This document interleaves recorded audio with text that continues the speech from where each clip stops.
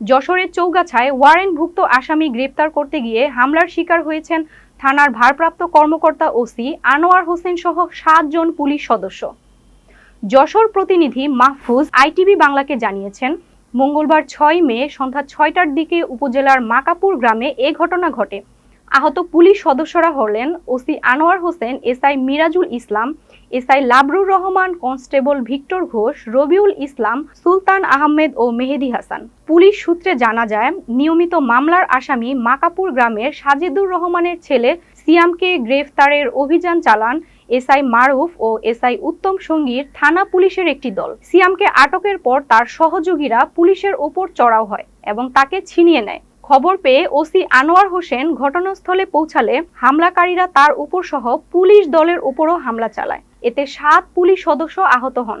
চৌগাছা উপজেলা স্বাস্থ্য কমপ্লেক্সের জরুরি বিভাগের ডাক্তার আনোয়ারুল আবেদিন জানান, ওসির চোখের কোণে এবং এক সদস্যের মাথায় আঘাত রয়েছে। আহত ৬ জনকে প্রাথমিক চিকিৎসা দেয়া হয়েছে, তবে গুরুতর আহত এসআই লাবরুর রহমান হাসপাতালে ভর্তি আছেন। চৌগাছা থানার ভারপ্রাপ্ত কর্মকর্তা ওসি আনোয়ার হোসেন বলেন, ঘটনার সময় আসামি সিয়ামকে আটক করা হয়েছে। সরকারি কাজে বাধা ও পুলিশের ওপর হামলার ঘটনায় জড়িতদের বিরুদ্ধে মামলা দায়েরের প্রস্তুতি চলছে।